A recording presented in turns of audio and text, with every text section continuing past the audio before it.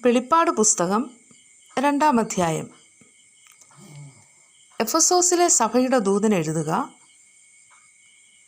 7 നക്ഷത്രം വലങ്കയിൽ പിടിച്ചും കൊണ്ട് 7 പൊന്നിലുവിളക്കുകളുടെ നടുവിൽ നടക്കുന്നവൻ അരുളി ചെയ്യുന്നത്: ഞാൻ നിന്റെ പ്രവൃത്തിയും പ്രയത്നവും സഹിഷ്ണുതയും, കൊള്ളരുതാത്തവരെ നിനക്ക് സഹിച്ചുകൂടാത്തതും, അപ്പോസ്തലന്മാരല്ലാതിരിക്കെ തങ്ങൾ അപ്പോസ്തലന്മാരെന്ന് പറയുന്നവരെ നീ പരീക്ഷിച്ച് കള്ളന്മാർ എന്ന് കണ്ടതും, നിനക്ക് സഹിഷ്ണുതയുള്ളതും, എൻ്റെ നാമനിമിത്തം നീ സഹിച്ചതും തളർന്നു പോകാഞ്ഞതും ഞാൻ അറിയുന്നു.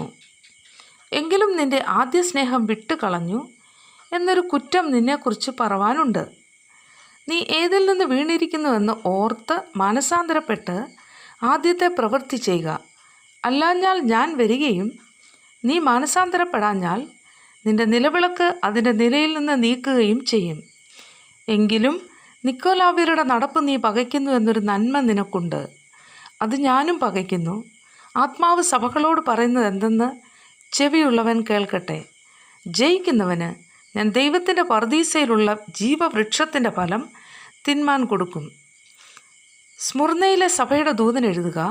മരിച്ചവനായിരുന്നു വീണ്ടും ജീവിക്കുകയും ചെയ്ത ആദ്യനും അന്ത്യനുമായവൻ അരുളി ചെയ്യുന്നത്: ഞാൻ നിന്റെ കഷ്ടതയും ദാരിദ്ര്യവും, നീ ധനവാനാവുന്നതാനും തങ്ങൾ യഹൂദരെന്ന് പറയുന്നെങ്കിലും യഹൂദരല്ല, സാത്താൻ്റെ പള്ളിക്കാരായവരുടെ ദൂഷണവും അറിയുന്നു. നീ സഹിപ്പാനുള്ളത് പേടിക്കേണ്ട. നിങ്ങളെ പരീക്ഷിക്കേണ്ടതിന് പിശാച് നിങ്ങളിൽ ചിലരെ തടവിലാക്കുവാൻ പോകുന്നു. 10 ദിവസം നിങ്ങൾക്ക് ഉപദ്രവമുണ്ടാകും. മരണപര്യന്തം വിശ്വസ്തനായിരിക്കാം, എന്നാൽ ഞാൻ ജീവകിരീടം നിനക്ക് തരും. ആത്മാവ് സഭകളോട് പറയുന്നത് എന്തെന്ന് ചെവിയുള്ളവൻ കേൾക്കട്ടെ. ജയിക്കുന്നവന് 2-ാം മരണത്താൽ ദോഷം വരികയില്ല. പെർഗമോസിലെ സഭയുടെ ദൂതൻ എഴുതുക. മൂർച്ചയേറിയ ഇരുവായ്ത്തല വാൾ ഉള്ളവൻ അരുളി ചെയ്യുന്നത്: നീ എവിടെ പാർക്കുന്നുവെന്നും അത് സാത്താൻ്റെ സിംഹാസനം ഉള്ളടം എന്ന് ഞാൻ അറിയുന്നു. നീ എൻ്റെ നാമം മുറുകെ പിടിച്ചിരിക്കുന്നു. നിങ്ങളുടെ ഇടയിൽ സാത്താൻ പാർക്കുന്നിടത്ത് തന്നെ എൻ്റെ സാക്ഷിയും വിശ്വസ്തനുമായ അന്തിപ്പാസിനെ കൊന്ന കാലത്തുപോലും നീ എങ്കിലുള്ള വിശ്വാസം നിഷേധിച്ചിട്ടില്ല. എങ്കിലും നിന്നെക്കുറിച്ച് കുറഞ്ഞൊരു കുറ്റം പറവാനുണ്ട്. ഇസ്രായേൽ മക്കൾ വിഗ്രഹാർപ്പിതം തിന്നേണ്ടതിനും ദുർനടപ്പ് ആചരിക്കേണ്ടതിനും അവരുടെ മുമ്പിൽ ഇടർച്ച വയ്പ്പാൻ ബാലാക്കൻ ഉപദേശിച്ചു കൊടുത്ത ബിലയാമിൻ്റെ ഉപദേശം പിടിച്ചിരിക്കുന്നവർ അവിടെ നിനക്കുണ്ട്. അതുകൊണ്ടും നിക്കലാവ്യരുടെ ഉപദേശം കൈക്കൊള്ളുന്നവർ നിനക്കും ഉണ്ട്. ആകയാൽ മാനസാന്തരപ്പെടുക. അല്ല, ഞാൻ വേഗത്തിൽ വന്ന് എൻ്റെ വായിലെ വാളുകൊണ്ട് അവരോട് പോരാടും. ആത്മാവ് സഭകളോട് പറയുന്നത് എന്തെന്ന് ചെവിയുള്ളവൻ കേൾക്കട്ടെ.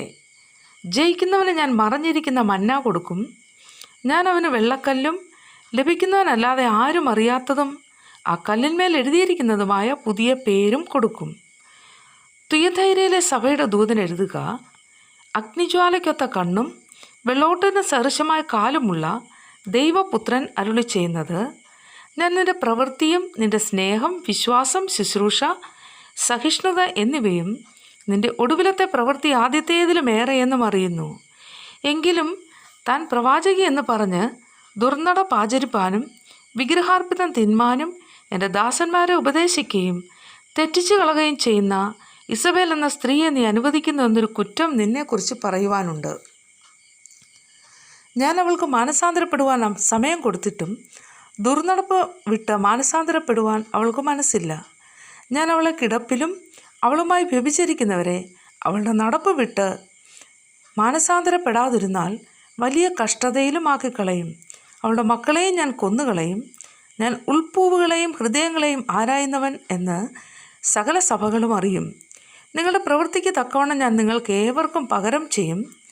എന്നാൽ ഈ ഉപദേശം കൈക്കൊള്ളാതെയും അവർ പറയും പോലെ സാത്താൻ്റെ ആഴങ്ങൾ അറിഞ്ഞിട്ടില്ലാതെയും തുയഥൈരയിലെ ശേഷം പേരോട് വേറൊരു ഭാരം ഞാൻ നിങ്ങളുടെ മേൽ ചുമത്തുന്നില്ല. എങ്കിലും നിങ്ങൾക്കുള്ളത് ഞാൻ വരും വരെ പിടിച്ചുകൊള്ളുവീൻ എന്ന് ഞാൻ കൽപ്പിക്കുന്നു. ജയിക്കുകയും ഞാൻ കൽപ്പിച്ച പ്രവൃത്തികളെ അവസാനത്തോളം അനുഷ്ഠിക്കുകയും ചെയ്യുന്നവന് എൻ്റെ പിതാവ് എനിക്ക് തന്നതുപോലെ ഞാൻ ജാതികളുടെ മേൽ അധികാരം കൊടുക്കും.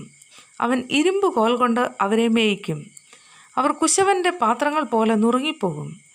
ഞാൻ അവന് ഉദയനക്ഷത്രവും കൊടുക്കും. ആത്മാവ് സഭകളോട് പറയുന്നത് എന്തെന്ന് ചെവിയുള്ളവൻ കേൾക്കട്ടെ.